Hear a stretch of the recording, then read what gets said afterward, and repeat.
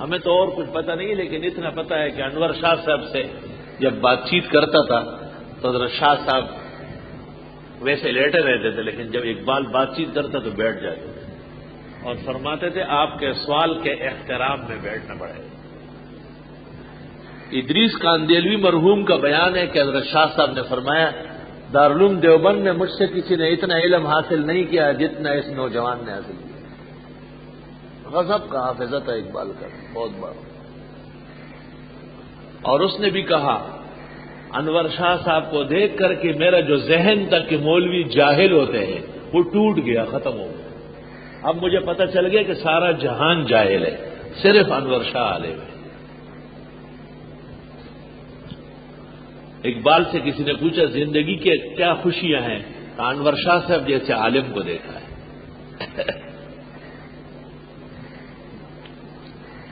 اصل میں اقبال قابل آدمی تھا بہت زیادہ۔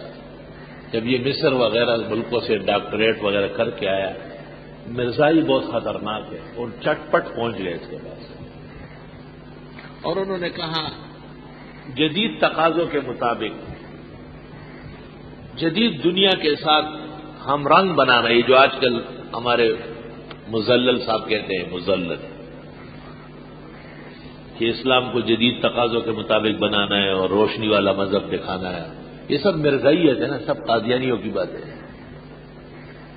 تو انہوں نے کہا جدید تقاضوں کے مطابق ہمارا مذہب ہے، اور ہم کوئی غیر نہیں ہے، بس اللہ تعالیٰ نے مرزا صاحب کو بصیرت دی تھی۔ تو اقبال دھوکہ کھا گیا، کشمیر کمیٹی کا صدر ہو گیا۔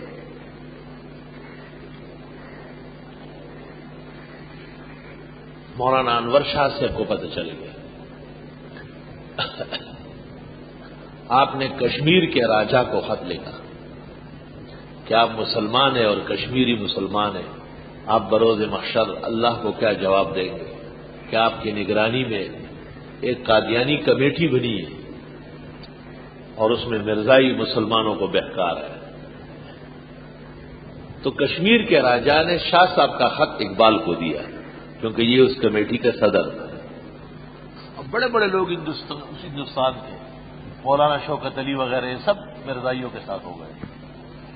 انور شاہ امام ہے جو درمیان میں آیا ہے۔ ڈاکٹر اقبال نے امام الحسن مولانا انور شاہ کو خط لکھا، جواب لکھا دیوبند، اور ان کو کچھ شبہات ذکر کیے۔ تو حضرت شاہ صاحب نے ان کو اس طرح لکھا کہ آپ کا خط مجھے ملا، میں جواب دینے کے لیے لاہور آ رہا ہوں، اور آپ بھی کشمیر سے لاہور روانہ ہو جائیں، لیکن روانگی سے پہلے مرزا سے برعت کر کے اور ختم نبوت پر اپنا ایمان قائم رکھے کہ اگر درمیان میں موت واقع ہو گئی تو کافر نہ مرو۔ اصل میں اقبال کو اس خط نے دچ کے دے دیا، کوئی شاہ صاحب کو تو تردد بھی نہیں۔ اقبال جب وہاں سے روانہ ہو رہا تھا تو بڑا حیران تھا کہ حضرت مولانا انور شاہ نے مجھے کیا عجیب بات لکھی ہے کہ کشمیر سے لاہور کے لیے روانگی سے پہلے اپنا ایمان ختم نبوت پر بحال کرو اور مرزا غلام احمد سے برعت کر لو، اگر راستے میں موت آ گئی تو کہیں کفر پر مر نہ جاؤ۔ وہ درویش کلندر کی بات تھی، وہ صحیح معنوں میں جھٹکا دے گئی تھی۔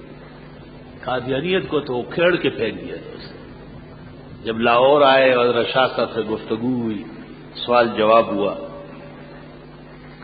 ڈاکٹر اقبال نے کلمہ شہادت دوبارہ پڑھا اور مرزائیت و قادیانیت سے برعت کر لی، چلا گیا۔ کچھ دیر بعد دوبارہ آیا تو حضرت شاہ صاحب اندر آرام کر رہے تھے لیکن جاگ رہے تھے۔ چودھری افضل حق جو احرار کے صدر تھے، بہت بڑے اہل حق لیڈر تھے، اس نے اقبال کو کہا کہ بس یہی بیٹھو، اچھے بیٹھ۔ اس نے کہا مجھے ملنا ہے، کہا نہیں اجازت نہیں، میں ابھی شاہ صاحب سے مل کے گیا ہوں۔ تو بیچ میں اور لوگ آئے، مولانا حبیب الرحمان شیروانی وغیرہ، کہ جانے دے۔ چودھری افضل حق نے کہا جب تک شاہ صاحب اندر سے نہ کہے نہیں جانے دے۔ تو شاہ صاحب سے پوچھا گیا، شاہ صاحب نے کہا، شاہ صاحب اٹھ کے خود باہر آئے لیکن شاہ صاحب پر اثر تھا غم کا. تو ڈاکٹر صاحب نے کہا کہ میں نے تو کلمہ پڑھ لیا اور آپ کے ہاتھ پر تجدید کر لی. تو حضرت نے فرمایا ڈاکٹر صاحب آپ کی وجہ سے جو ہمارے لاکھوں نوجوان مرزائی ہوئے ان کا کیا ہوگا؟ آپ کی وجہ سے جو بیڑا غرق ہو چکا ہے. کالج یونیورسٹیوں کے لڑکے سارے مرزائی ہو چکے ہیں. ڈاکٹر صاحب نے کہا اس کا علاج میں کرتا ہوں. وہ واپس گئے اور تمام اخبارات میں اپنا توبہ نامہ اور ان لوگوں کو وصیت کی کہ جو میری وجہ سے مرزائیت کو اسلام سمجھ چکے خالص کفر ہے اور اس سے فوراً پیچھے ہٹو اور توبہ کرو. بروز محشر میں تمہارا ذمہ دار نہیں. اور وہ اخبارات میں جو بیانات دیے ان کے کٹنگ لے کر کے آئے شاہ صاحب کی تصدیق کے لیے کہ حضرت اتنے روزنامے اور اتنے اخبارات لاہور سے نکل رہے یہ میں نے بیانات دے دیے. شاہ صاحب خوش ہو گئے بہت آرام سے. تو اقبال نے کہا اب میری دعوت منظور کریں گے؟ آپ نے فرمایا منظور ہے. تب شاہ صاحب ان کے گھر گئے کھانا کھانے. نہیں جا رہے. یہ جہان فانی ہے کوئی بھی شے لا فانی نہیں، پھر بھی اس دنیا میں انور شاہ کا ثانی نہیں. علماء اور طلباء اردو دان طبقہ ان تمام ملفوظات کو دیکھنے کے لیے ہمارے محترم دوست مولانا رشید احمد لدھیانوی نے رحیم یار خان میں ایک کتاب لکھی ہے. اس کا نام ہے مرزا غلام احمد قادیانی پر کفر کا فتویٰ سب سے پہلے علماء لدھیانہ نے دیا ہے. یہ کتاب کا نام آج کل اس کا نام ہے تکفیر مرزائیت. کتاب کا پورا نام ہے مرزا غلام احمد قادیانی پر کفر کا فتویٰ سب سے پہلے علماء لدھیانہ نے لگایا ہے. کیونکہ وہ ساتھ ہے لدھیانہ اور قادیان. دیوبند دور ہے، فاصلے پر ہے. ان حضرات نے بعد میں جب ان پر واضح ہو گیا تب فتویٰ لگایا. سبحان اللہ.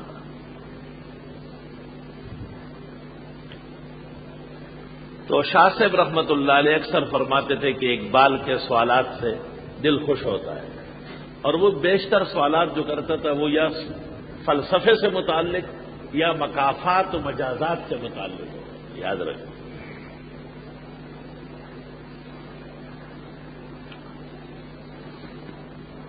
حضرت شاہ صاحب رحمت اللہ علیہ کی دو کتابیں فلسفے پر ہے. ایک کا نام ضرب الخاتم علی حدوث العالم اور دوسری کا نام مرقات الطارق لضرب الخاتم. شرح ہے اس کی عام مل رہی ہے دونوں. ضرب الخاتم شعر میں ہے اور مرقات الطارق اس کی شرح ہے. مرقات الطارق اور ضرب الخاتم 2.5 روپے کی ہم نے لی تھی 1974 میں. 2.5 روپے کے دونوں میں لے کے آ رہا تھا. حضرت بنوری گھر سے نکلے دارالحدیث جا رہے تھے. مجھ سے پوچھا کون سی کتاب لائے؟ میں نے کہا مرقات الطارق. کہا طارق کا معنی آتا ہے؟ میں نے کہا گہی برتار میں اعلیٰ نشینم. حضرت نے فرمایا ماشاء اللہ گلستان اچھی پڑی ہے اس لیے طارق کا معنی آتا ہے. کہ یہ میرے استاد ہیں انور شاہ جن کے میرے جوتے اٹھائے، جن کے جوتے اٹھانے کی ٹھنڈک اب بھی میں دل میں محسوس کرتا ہوں.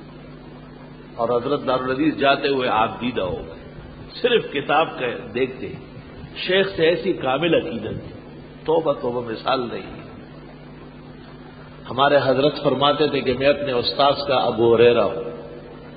جیسے وہ راوی تھے ہر چیز بستر میں بھی حضرت شاہ صاحب کے علوم پوری دنیا میں بخیر ہو.